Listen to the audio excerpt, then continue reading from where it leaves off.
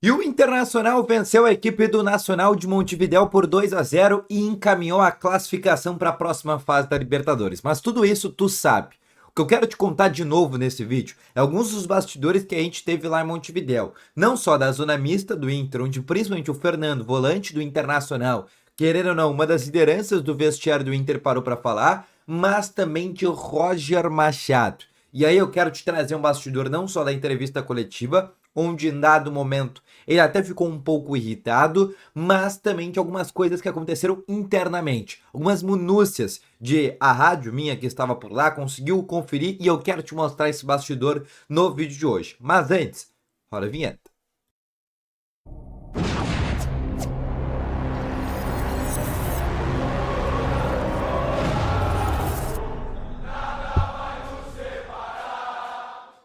Muito bom dia, Colorados! Começando aqui com novas informações sobre o Internacional e só antes de começar com esse vídeo, não esquece, deixa o teu gostei, te inscreve no canal, ativa também aqui o sininho de notificações, porque é muito importante, todo mundo sabe que ajuda muito o canal aqui a chegar a cada vez mais pessoas, tá bom? Deixa nos comentários também o que tu achou da vitória do Inter por 2-0 contra o Nacional, se a partir de agora realmente o Inter vai desengrenar, né? Vai realmente voltar ao caminho das vitórias, principalmente para a classificação da Libertadores, Copa do Brasil e obviamente ficar ali no G4, G6 de Campeonato Brasileiro, que hoje é o possível, né? Não dá pra gente sonhar ainda em título do Brasileirão, porque a gente tá a muitos pontos e em relação ao próprio Palmeiras, que é o líder. Mas aqui é vídeo para falar de Libertadores. E eu não quero falar aqui sobre o jogo, até porque sobre o jogo tu sabe tudo que aconteceu, tu sabe todos os destaques. O que eu quero te trazer aqui nesse vídeo é informação. E algumas informações que eu já tinha para te trazer. E esse jogo que o Inter tratava contra o Nacional era o jogo e era o dia D. Era o dia realmente da guerra. E era assim que o Inter tratava. Porque a partir de agora, a direção do Inter entende, o presidente Alessandro Barcelos, D'Alessandro, José Lavo Bisol, que a partir de agora vem uma sequência mais tranquila. Realmente é verdade. Mirassol, Maracanã, Sport, Bahia em casa, aí pela Libertadores, jogo crucial de novo. Fluminense descansa uma semana, tem data FIFA, jogo contra o Atlético Mineiro parada para o Super Mundial. Os próximos 6 jogos, 5 deles vão ser em sequência, mas um ainda para em relação a 11 dias, que é a data FIFA. O que eu quero te trazer sobre isso? O grande ponto é que o Inter entendeu que o pior já tinha passado, que o que tinha para acontecer ali do mês de abril, finalzinho de abril, iníciozinho de maio, já aconteceu. A turbulência do avião, ela já foi feita. E agora o Inter entende que vai ter de novo um caminho normal na temporada, principalmente com as lesões, o Borré, Carboneiro, jogadores que vão retornar agora ao longo do tempo. E o Roger, ele só confirmou essa informação que eu já vinha trazendo para ti. Ele confirmou isso na entrevista coletiva. E ele disse, e tem isso como diagnóstico, que o mês de maio é o mais difícil para todos os times do futebol brasileiro. Que é o mês de maio que tu disputa as 3 competições, que tu não tem parada para descanso, né, que tu não tem uma semana cheia para trabalhar, e é a partir daí que surgem os problemas. E ele disse que passando agora essa turbulência, o Inter obviamente vai voltar. Né? Obviamente vão ter ainda lesões musculares, e ele confirmou que haverão mais lesões, principalmente se não tiverem, né, o descanso devido por parte dos seus atletas.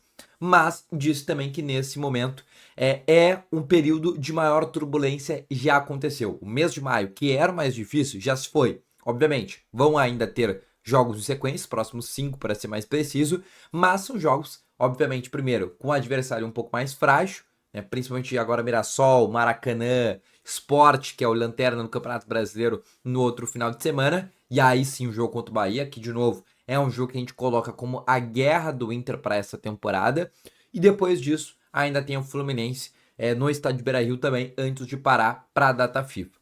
Mas, além disso, ele também trouxe outros 2 bastidores importantes. Primeiro, que ele não coloca essa responsabilidade para os guris, para o Luca, para o Gustavo Prado, para o Ricardo Matias, que fez o gol, que essa responsabilidade tem que ser dele e da comissão e também dos jogadores mais velhos. Então ele não vai colocar nunca a responsabilidade de tu ter que classificar, de tu precisar num jogo classificar na Libertadores. Hoje, né, se o Inter não tivesse vencido, se o Inter tivesse tido um resultado negativo, ele não colocaria na conta dos jovens. Isso é um ponto importante também.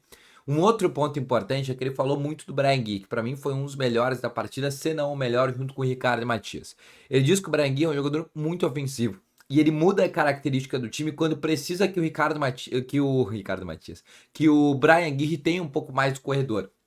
E ele pontuou isso muito, porque os 2 laterais do Inter são 2 figuras que sobem bastante. e que ele consegue mudar a característica ao longo do jogo para dar mais liberdade para esses dois jogadores. Que foi o que aconteceu mais no final. Tu via tanto o Bernabé quanto o Braga com uma maior capacidade de poderem, querendo ou não, fazer contra-ataques e ainda terem coberturas para não ficar tão preocupados com esse tipo de situação. Mas a gente também teve uma informação de bastidor na zona mista do Inter, que era sobre a direção do Inter. Tanto do Alessandro quanto do Bisol, quanto do presidente Alessandro Barcelos, diretor executivo também André Mazzucco. Essas 4 figuras muito tranquilas, sabendo, olha, o mais difícil, né, o que era para acontecer, o que poderia dar problema, passou. Né? Porque, obviamente, o Inter entende que não classificou ainda, precisa empatar aqui e o Bahia vai jogar a vida aqui no estádio Beira-Rio para conseguir esta classificação, mas ainda assim o Inter entende que hoje era o jogo fundamental. E sai assim a partir de agora um pouco daquele peso que o Inter tinha, daquela carga negativa. E isso falaram que dava para sentir tranquilamente dessas 4 pessoas. Mas não é a única coisa que eu quero te trazer também, tá? Eu tenho o Fernando na zona mista que falou, obviamente, sobre o Inter ter virado de novo, não ter tomado gols. O Inter volta a não tomar gols depois de uma sequência, os últimos 3 que tinha tomado 11, e obviamente de ter voltado a fazer gols, que também era muito importante. Então confere aí o que disse o Fernando. Fernando, a importância da vitória e principalmente de não sofrer gols hoje.